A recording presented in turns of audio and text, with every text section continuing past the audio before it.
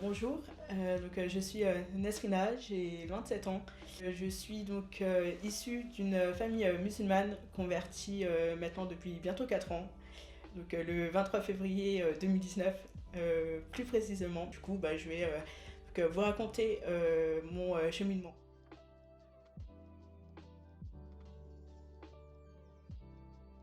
Je viens d'une famille de père libanais, de mère algérienne marocaine, dans le nord, à Lille.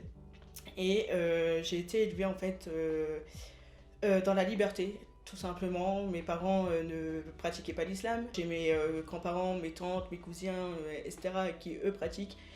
J'ai deux frères, un grand et un petit, qui la religion n'est clairement pas leur truc.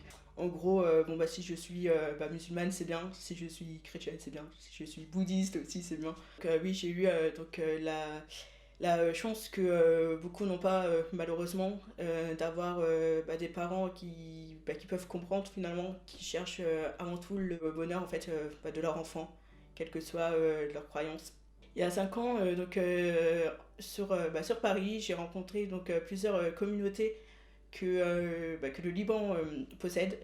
J'ai fait plusieurs communautés chrétiennes. J'ai fait par exemple les Maronites, les Chaldéens, les Medkites, etc. Pareil pour la religion musulmane, chez les chiites, sunnites, druzes, alavites, etc. Tout était bien hein, dans ma foi, je pratiquais l'islam depuis 4 ans à ce moment-là. Je faisais les prières, je faisais le ramadan, etc. Donc c'était vraiment par curiosité. Et j'ai fait une rencontre vraiment qui a beaucoup changé. C'était avec mon père spirituel à Notre-Dame du Liban, à Paris, qui est maintenant ma paroisse. Gros coup de cœur spirituel. On a passé une bonne 2 heures à parler avec ce prêtre. C'est le seul prêtre qui ne m'a pas parlé de Jésus. On a passé les moments à parler du Liban, de ma famille, de ce que je fais, etc. Quand je suis sortie, c'était, on va dire, une grosse claque dans le sens où je me suis dit, waouh, quel homme de Dieu, quel prêtre. Quand on voit son visage, c'est vraiment une lumière en fait. Depuis, je suis restée en contact avec lui lors des fêtes musulmanes. Il m'envoyait en fait, toujours des messages, voilà, pour me dire bonne fête, etc. Moi, pareil pour les fêtes chrétiennes, les fêtes aussi typiquement de rite maronite. En 2018, tout allait mal. Niveau études, niveau famille, etc. Et j'avais un gros doute sur Dieu. La première chose en fait que j'ai fait, c'est tout simplement de faire un aller-retour Lille-Paris dans ma paroisse et c'était vers la chapelle dédiée à un saint que j'aime énormément et pour qui j'ai une dévotion de dingue, qui est Saint Charbel, le saint patron du Liban. Il unit beaucoup de chrétiens forcément, mais aussi des musulmans et des personnes qui ne croient pas en Dieu. Je lui dis écoute, je ne suis plus musulmane, je ne suis pas chrétienne, limite en fait je ne crois plus en Dieu, mais je continue à croire en toi. Je ne sais pas pourquoi, mais je crois en toi et je sais que tu vas m'aider. Quelques mois après, un rêve, ce saint qui me pose un voile blanc sur la tête et juste à côté en fait il y avait une grosse croix. Ce saint en fait me protège et qu'il soit toujours avec moi et surtout qui prie aussi, voilà, qui prie pour moi et en gros pour dire je serai toujours là pour toi auprès de notre Seigneur. Donc voilà, donc là je me suis dit ok, c'est la réponse à ma prière. Je me dis ok, Jésus est Dieu et je veux devenir chrétienne.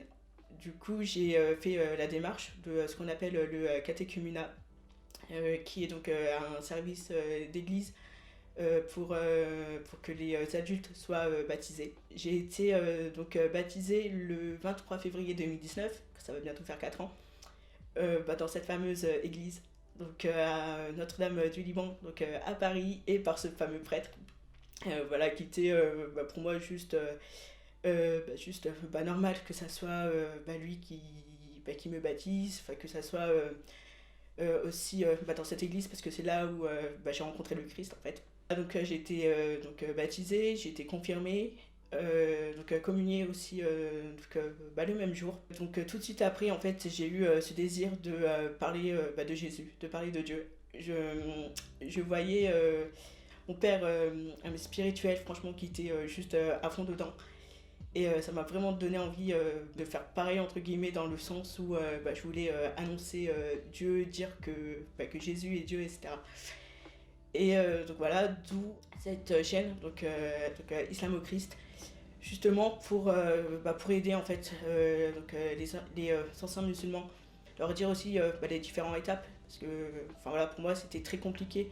Du coup mon but c'est de vraiment aider ces personnes-là qui se sentent bien dans l'église, qui se sentent accueillis dans l'église, et aussi surtout qui n'ont pas peur de dire qu'ils sont devenus chrétiens. Être sur les réseaux sociaux, dire qu'on est donc issu d'une famille musulmane, qu'on est converti, etc., c'est pas du tout repos. Je reçois beaucoup de critiques de la part des musulmans. En gros que je n'ai jamais été musulmane, que je suis mécréante, etc. Je m'attends tous les jours à avoir ces commentaires-là. Et ce que je me dis en fait, c'est chaque insulte, dire Amen. Parce que le Christ nous a dit qu'on sera persécuté à cause de lui, qu'on se moquera de nous. Et en fait, tous les insultes, tout simplement Amen.